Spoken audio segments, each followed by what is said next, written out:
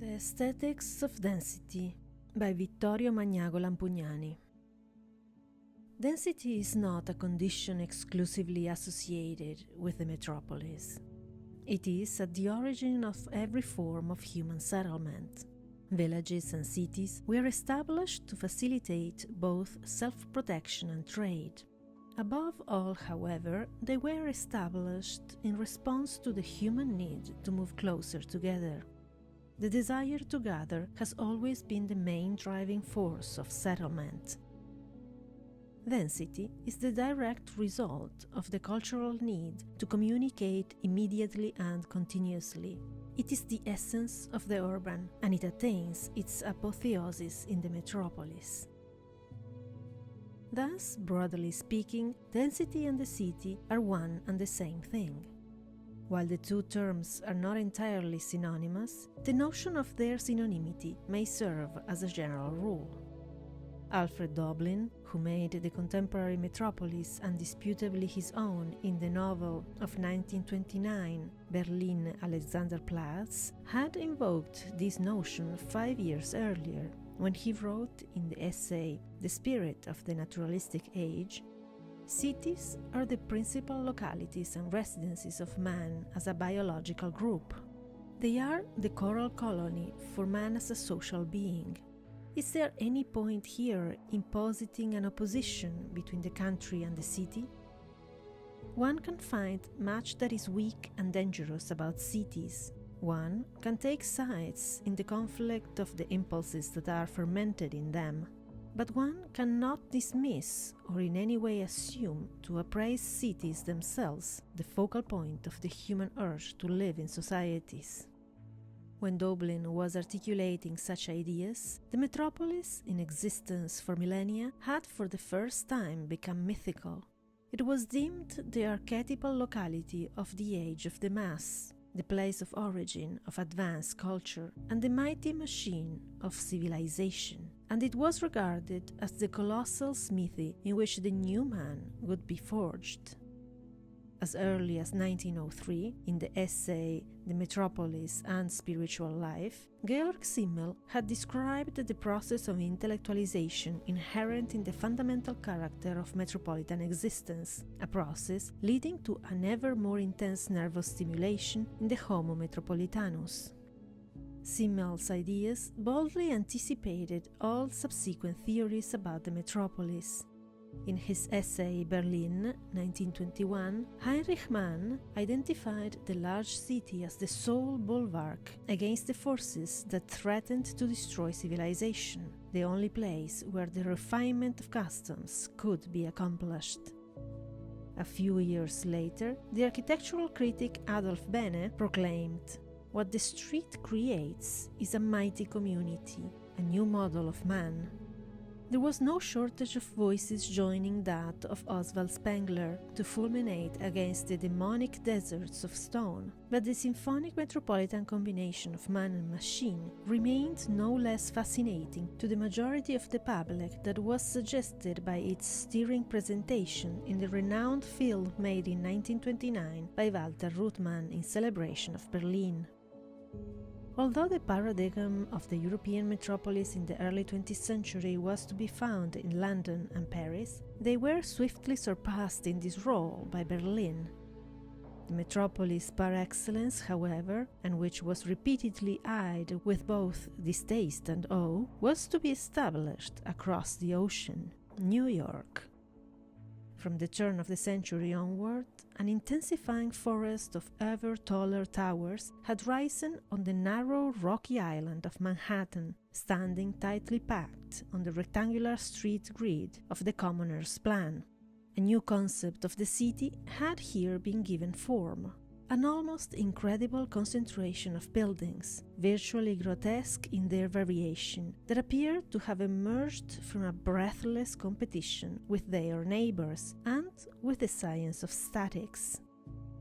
Within this new concept, an equally novel sense of the urban had also made its home, the sense of power generated through belonging to an incomparably large multitude.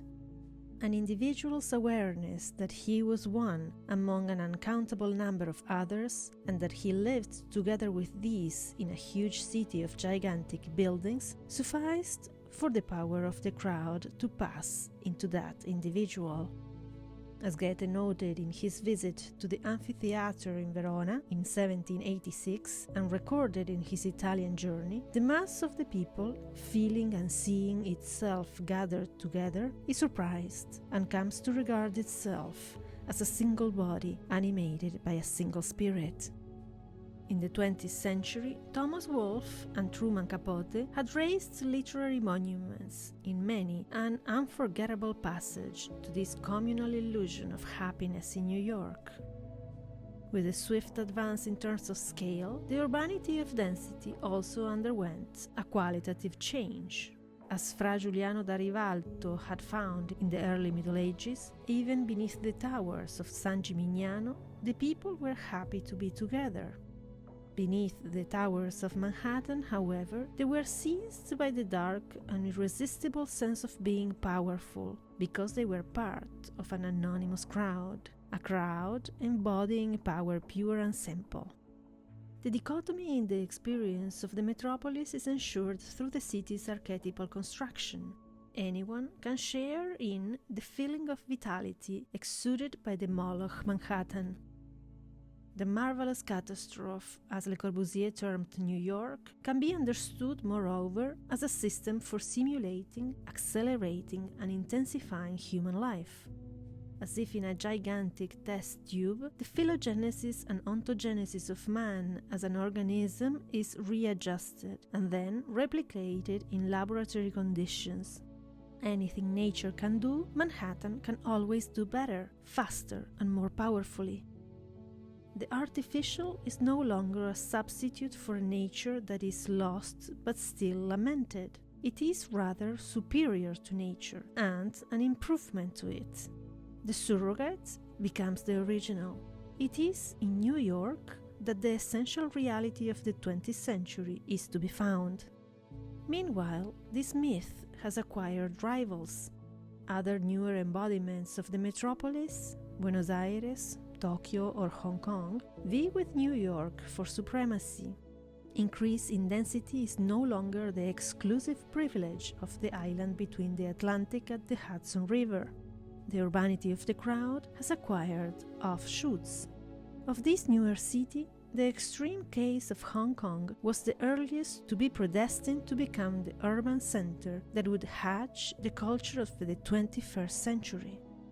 From the start, the British colony established in 1841 and used as a trading base in the south of China had very little space at its disposal. The furious expansion of the city stretched to the limit the available space of the island setting in which it arose.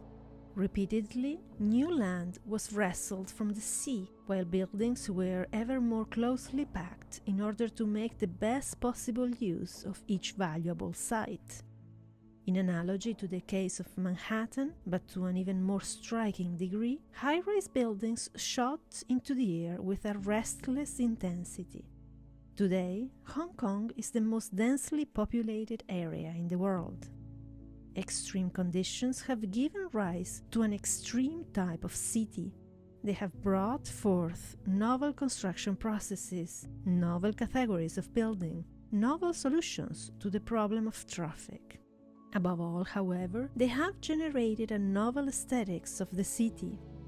In his essay of 1931, Seen from the Window, Siegfried Kracauer wrote, "One can draw a distinction between two kinds of images formed by the city. One kind created consciously and another kind arising unintentionally.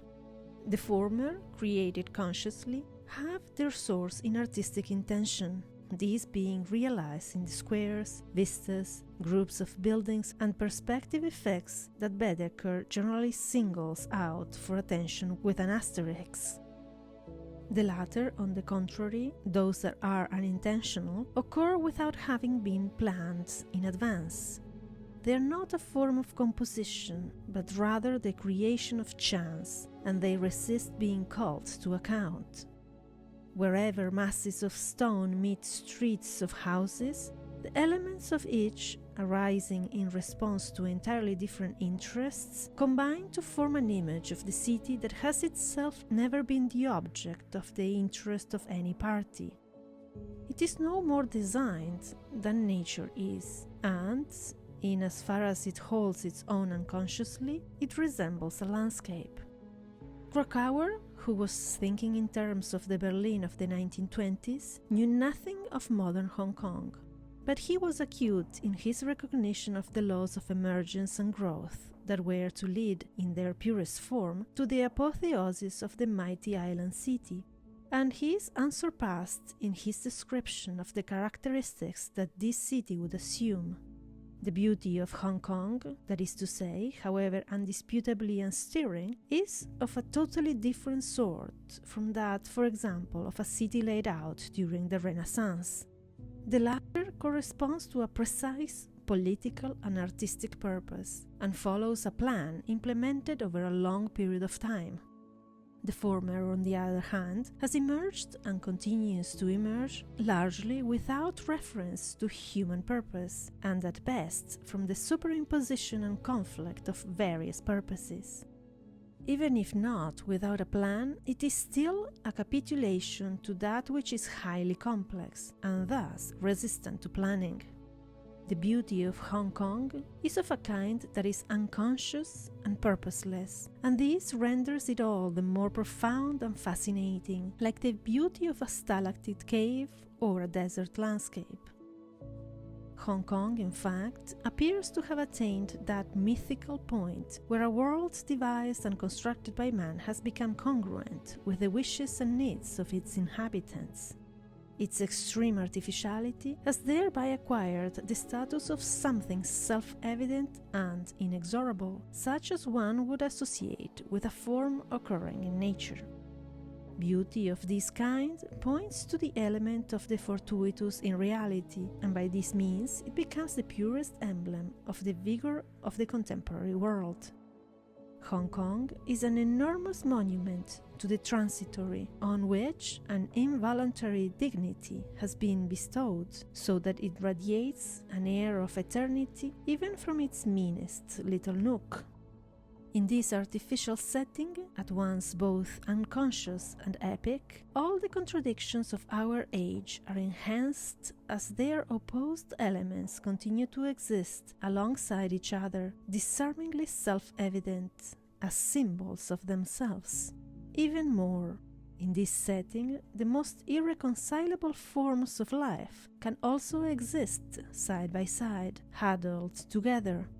The imploding city with a new, unintended beauty is also the city of a new, robust urbanity, in which mildness and severity, openness and secrecy, the supervised and the unpreventable, order and chaos, luxury and misery, emancipation and oppression, radiance and shadows, share an unrelived coexistence. It is a city in which the vast number of people living in extremely close proximity offers a breathtaking spectacle, at once fascinating and distressing. As the clear-sighted Dobling observed over 70 years ago, one can neither dismiss nor appraise a metropolitan organism such as Hong Kong. It is an artificial product, formed by the uncheckable power of money, technology, and the human imagination. Nor, however, can one ignore it. It may be true that the frequently invoked polarity of city versus country, of an advanced world metropolis versus the backward provinces, is now a conceded fiction, outdated at least by developments in Europe.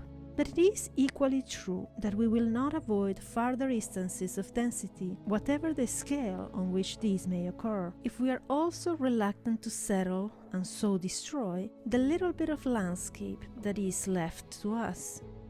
Hong Kong is a paradigm for this increase in density, a paradigm that certainly cannot and should not be adopted in every detail, but one that must be studied carefully so that we may learn from the example of the city's blunders and its achievements, and profit from the example of its shadows and its splendors.